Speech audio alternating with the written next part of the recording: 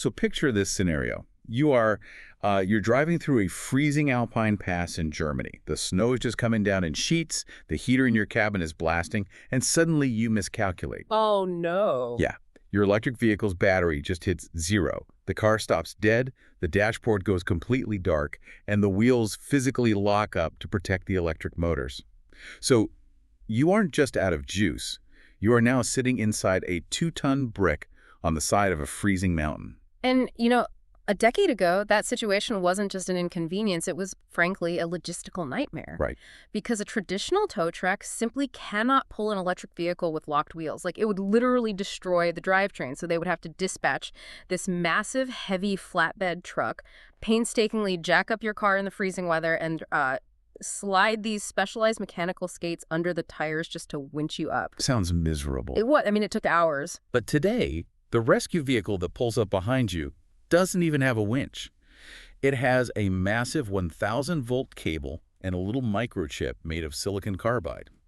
And within 10 minutes, that van pumps enough raw electricity directly into your car to get you over the mountain and to safety. Exactly. No flatbed required, no mechanical skates. We have basically shifted from a world where problems were fixed with, a physical wrench to one where we are managing high-voltage mobile digital ecosystem. It really is a total rewiring of the safety net that we all just sort of take for granted when we pull out of our driveways every morning. And that transformation is our mission on this deep dive.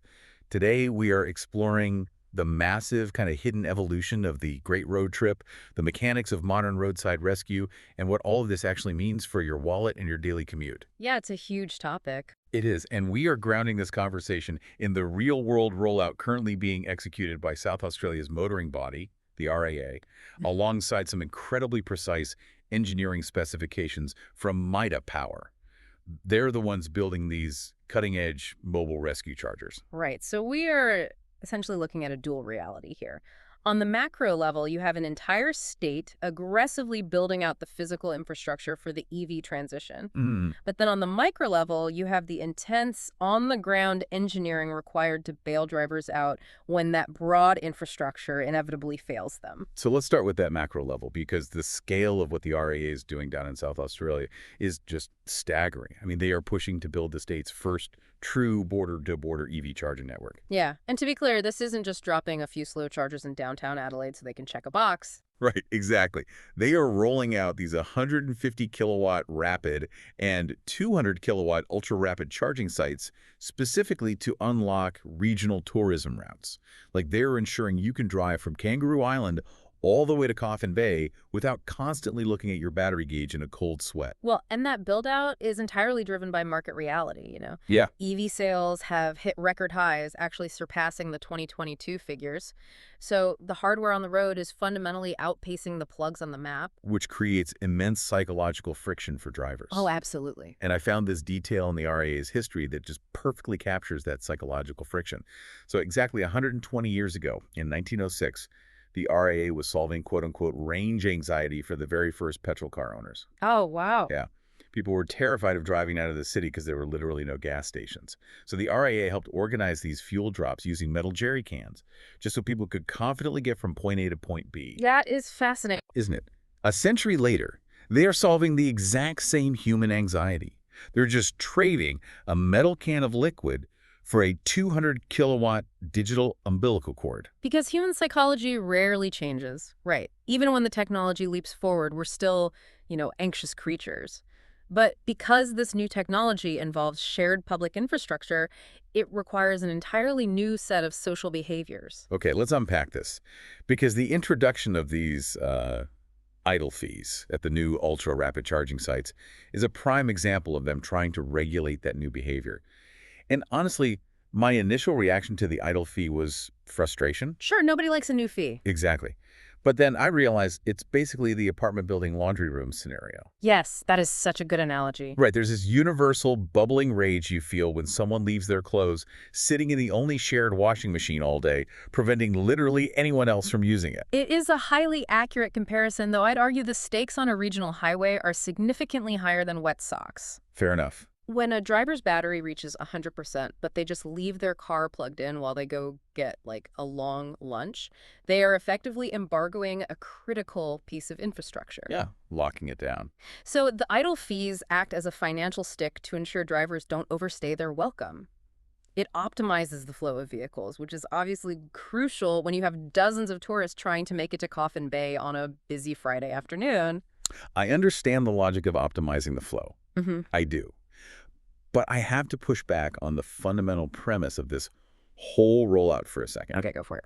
If an organization is carpeting a state with hundreds of permanent border-to-border ultra-rapid chargers, isn't that the finish line? Yeah. Like, are people genuinely still getting stranded out there? Or is this just going to become like running out of gas? Something that happens so rarely we don't even worry about it. Well, you're assuming that permanent infrastructure is a silver bullet against human error. And it isn't. It simply isn't.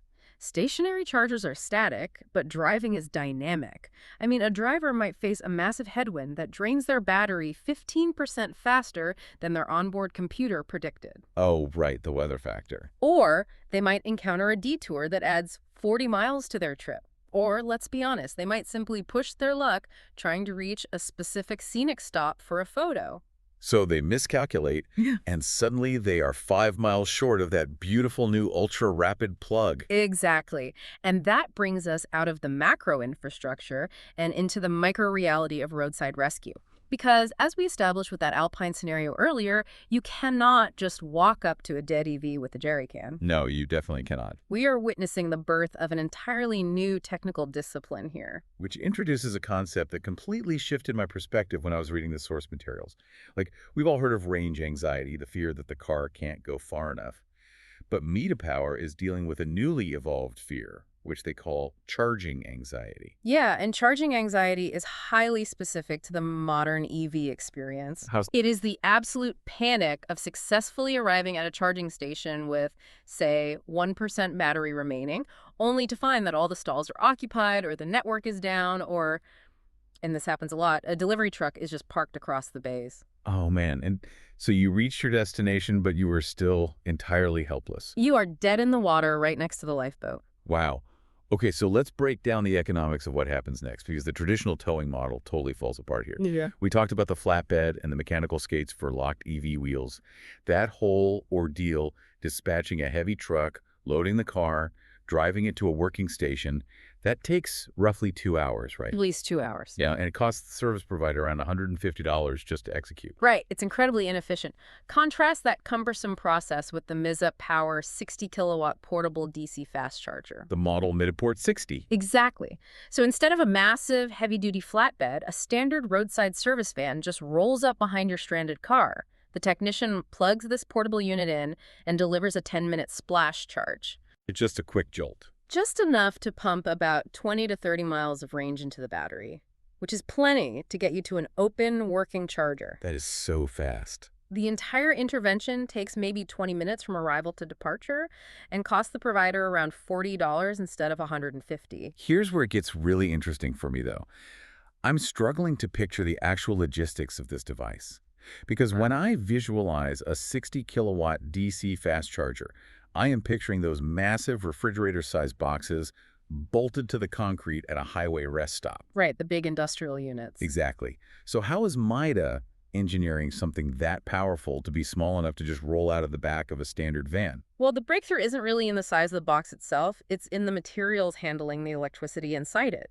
Traditionally, DC fast chargers rely on components called silicon-insulated gate bipolar transistors, or IGBTs. Okay, that's a mouthful. It is. And look, silicon IGBTs are proven and they are reliable, but they generate massive amounts of heat when converting and transferring high voltage. Meaning you need enormous cooling fans, liquid lines, and huge physical enclosures just to keep the machine from melting itself into slag. Precisely. To escape that physical limitation, MIDA swapped out the traditional silicon for silicon carbide MOSFETs. Silicon carbide. Yeah, it is a vastly superior semiconductor material because it allows the internal circuitry to switch on and off at much, much higher frequencies. Okay, I am not an electrical engineer, so you're going to have to help me connect those dots. Yeah.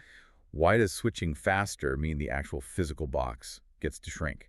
Right. Think of it like moving water from one pool to another. Okay, moving water. If you take slow, massive gulps of water, you need a giant bucket to move a meaningful amount in a decent time frame. Right. In electrical terms, that giant bucket is a large physical capacitor or inductor. But if you can take millions of tiny, light and fast sips per second, you only need a tiny cup to move the exact same volume of water over time. Oh, wow, I see. Silicon carbide allows the charger to take those millions of tiny electrical sips. Because it operates at such a high frequency, the physical storage components inside the unit can shrink dramatically. That makes perfect sense. So they replaced the giant bucket with a hyperfast tiny cup. Exactly. And the result is a unit that is, what, 40% smaller, 25% lighter, and hits a peak efficiency of 96.5%. I mean, it is essentially a heavy-duty, high-voltage smartphone power bank on wheels. It really is. But it's a power bank that has to operate in brutal, real-world conditions. I mean, if you are rescuing someone on the side of a dusty regional highway or in a torrential downpour, those internal components are incredibly vulnerable. Which is why they ruggedized it, right? With an IP54 rated Vortex air cooling system. Yes, the cooling is critical. When I was looking into how that works, I realized it's basically like the machine is breathing through an industrial N95 mask while running a marathon. That's a great way to put it. It uses these high-pressure fans to pull in the massive amounts of air it needs to cool those silicon carbide chips. Right. But it forces that air through tightly filtered pathways. Yeah. So it aggressively blocks the road dust, the salt, and the moisture that would, instantly short-circuit the whole operation. And it has to be adaptable, too. Right. It supports dual cables, CCS2, and CHAdeMO. And it can handle up to 1,000 volts. So it honestly doesn't matter if you were driving a 10-year-old hatchback or a brand-new luxury sports car. They can plug in and rescue you. But that does raise a highly practical question. What's that? Well, if this portable charger is pumping out 60 kilowatts of raw power, where is the service van getting that electricity? All right. You cannot just run a system like that off a standard 12-volt car battery. Right. I was wondering the exact same thing. It's a portable charger, not a portable nuclear reactor. It has to pull from somewhere. Right. So in the field, mobile charging units typically draw a 3-phase AC input from one of two sources. The first is a power takeoff, or PTO. Many high-end rescue trucks are equipped with a specialized generator that is driven directly by the truck's own diesel engine. So the diesel engine spins the generator, which feeds the portable charger, which charges the EV. Okay. Using a diesel engine to generate electricity to charge a stranded electric car. There's a pretty profound irony in that. There is. It is definitely a transitional irony. But the second method, which eliminates that irony, uses onboard battery energy storage systems, or BES. Like a battery trailer. Exactly. The roadside service fleet essentially pulls a specialized heavy-duty battery trailer. That trailer acts as a silent, emission-free power reservoir for the portable charger to tap into. And this isn't just theoretical tech waiting in a lab somewhere. We opened with that Alpine scenario for a very specific reason. Yeah, the pilot program. Right. An ADC-affiliated mobility club ran a pilot program with these MIDI units in the German Alps. And, freezing weather absolutely destroys battery efficiency. And steep inclines require massive torque. So older EVs were literally running out of power and dying before they could reach the chargers at the summit. Which is terrifying because a snowy alpine pass is the ultimate stress test. A traditional flatbed tow in those conditions is dangerous for the stranded driver, the rescue operator, and honestly, everyone else on the road. But using the MIDI units, the rescue club performed 120 roadside charges in just 3 months. And the report notes it functioned flawlessly in the snow and prevented over 100 of those costly, highly dangerous mechanical tows. That's incredible. So the hardware and the rescue logistics are advancing at absolute light speed. They are, but as you pointed out earlier, technology is really only half of the driving ecosystem. Right. Because all of this pristine, cutting-edge engineering ultimately collides with the most unpredictable variable on the planet. Us, the drivers, the human element. I was looking through the safety and lifestyle data from the RAA, and it paints this fascinating picture of cognitive dissonance. Oh, for sure. As much as the cars are evolving into autonomous supercomputers, Yeah. we are still driving them with completely primal instincts. The behavioral lag is striking. I mean, the data highlights alarming surges in drivers running red lights, specifically at school pedestrian crossings. Which is horrifying. It is. We also see massive spikes in tailgating offenses. Think about it. We are operating vehicles equipped with AI-assisted emergency braking and LiDAR sensors, yet the fundamental dangerous decisions of the human behind the wheel remain the greatest risk factor. So what does this all mean? We are operating in an environment that just doesn't care about our algorithms. Like Hmm. the RAA reported a significant spike in autumn kangaroo collisions. Yes. And it's like no matter how many millions of dollars went into developing an EV's safety sensors, a massive marsupial jumping out of the brush at 100 kilometers an hour is a purely physical reality. The math of the digital car totally falls apart upon impact. Exactly. And this friction between the advanced technology on the road and our primal driving habits is actually forcing the legal framework of driving to adapt as well. Like the new safety laws. Yeah, we see this with the implementation of the new slow down for yellow laws. This clicked for me instantly when we were talking about the MITA rescue charges earlier. Like, put yourself in the shoes of the roadside patrol worker for a second. Okay. You are standing on the muddy shoulder of a busy highway. Cars are just flying past you at 110 kilometers an hour, and you are holding a cable pumping 1,000 volts and 60 kilowatts of electricity in the rain, trying to save a stranded driver. You are incredibly vulnerable out there. Highly vulnerable, which is why the slow down for yellow legislation is so important. It legally requires passing drivers to significantly reduce their speed when they see the flashing yellow lights of a roadside assistance vehicle. Affording them the exact same protection as police or paramedics. Exactly. It is a mandatory behavioral shift designed to protect the very technicians who are out there maintaining this new digital ecosystem.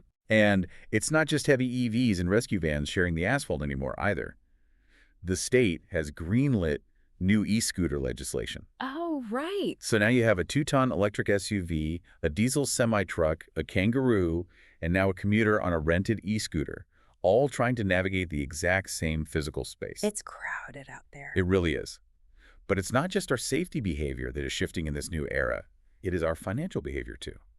Because economics is almost always the strongest catalyst for adopting new habits. Absolutely. Look at the RAA's real-time fuel pricing app. It has collectively saved South Australian drivers $58 million. Seems like 8 million. Yeah, that figure alone demonstrates the immense financial pressure consumers are under at the pump. People are actively hunting for transparency just to escape the economic pain of diesel and petrol. And that pain, combined with shockingly high residential electricity prices, is pushing people toward total electrification faster than ever. Yeah, the data shows a massive wave of interest in home solar and battery setups. Because people are just sick of being at the mercy of volatile utility companies, right? Exactly. They are basically transforming their homes into self-sustaining microgrids. And when your house generates and stores its own power, acquiring an electric vehicle is no longer just an environmental choice. No, it becomes a deeply economic one. Right. The car simply becomes a mobile extension of your home's battery system. But here is the ultimate contradiction that I just found fascinating in these reports. Despite all these intense cost of living pressures despite hunting for fuel savings on an app and installing solar panels just to save a few bucks, the travel reports show that people are aggressively spending money on holidays. The revenge travel trend. Yes, revenge travel. It seems the desire to escape often outweighs the desire to save. The data notes booming numbers in the cruise industry and a huge rise in multi-generational travel. Where grandparents, parents, and kids are all pooling their resources to holiday together. Exactly. And my absolute favorite trend from the report, set jetting. Oh, set jetting. Yeah, people are literally planning their road trips around locations featured in movies or TV shows. Like, the reports specifically highlight travelers seeking out these White Lotus-style resort holidays, but trying to do it without the massive luxury price tag. So we arrive at a fascinating cultural intersection. We really do. I mean, think about the reality we've just mapped out today. Families are packing into these ultra-advanced electric vehicles to go on budget-friendly, TV-inspired revenge vacations. Nice. They're navigating roads filled with e-scooters and unpredictable wildlife. They're relying on border-to-border 200-kilowatt charging networks, knowing that if they miscalculate and suffer charging anxiety, a technician with a silicon carbide power bank will literally show up to bail them out. It's a lot to process. It is. So how do you practically navigate a world that is half digital future and half stubborn human nature? Well, it requires a kind of dual awareness from the driver. You have to embrace the new safety nets. You should leverage the rapid charging networks and trust that mobile rescue technology like Mud Eyes exists to catch you if you fall. But simultaneously, you must remain hypervigilant about the analog realities of driving. A 1,000-volt battery architecture does not exempt you from the laws of physics if you are tailgating on a wet road. And a sophisticated touchscreen will not stop a kangaroo. Exactly. The physical landscape and the invisible infrastructure have changed permanently, but the ultimate responsibility remains exactly where it always has, in the driver's seat. That is the perfect distillation of where we are right now. The mechanical era of, fixing a broken fan belt with a wrench or walking to a gas station with a metal jerry can is quietly fading away. It's gone. We have re-engineered the safety nets from the ground up, utilizing cutting-edge semiconductor physics just to keep the modern road trip alive. And before we close, there is actually one final detail regarding the future of those safety nets that completely redefines the concept of a vehicle altogether. Oh, what's that? Wow. We discussed how mobile chargers currently draw power from diesel generators or battery trailers, right? Yes, the PTOs and the BESS units. Right. So the future roadmap for these rescue systems includes full vehicle-to-vehicle or V2V integration. Boy, vehicle to vehicle. Yes. Imagine a scenario in the very near future where the rescue truck is simply another electric vehicle. It doesn't tow a trailer. It doesn't run a diesel generator. It simply connects a cable from its own high-voltage battery directly into your stranded car. It just transfers miles of range directly from one chassis to another. Exactly. That is mind-bending. It means cars are no longer just isolated pods moving down a highway. They become active nodes in a massive, interconnected rolling power grid. That's exactly what they become. We are approaching a reality where a good Samaritan could theoretically pull over and jumpstart your EV's range using their own battery. Your rescue truck essentially becomes the jerry can. And eventually, any car on the road could be the rescue truck. It is a completely rewired world, and it is happening right beneath our tires, mile by mile. Well, thank you so much for joining us on this deep dive into the hidden transformation of the road. It was a pleasure. Keep your eyes out for those idle fees. Remember to slow down for the yellow lights, and we will catch you next time. Safe travels out there.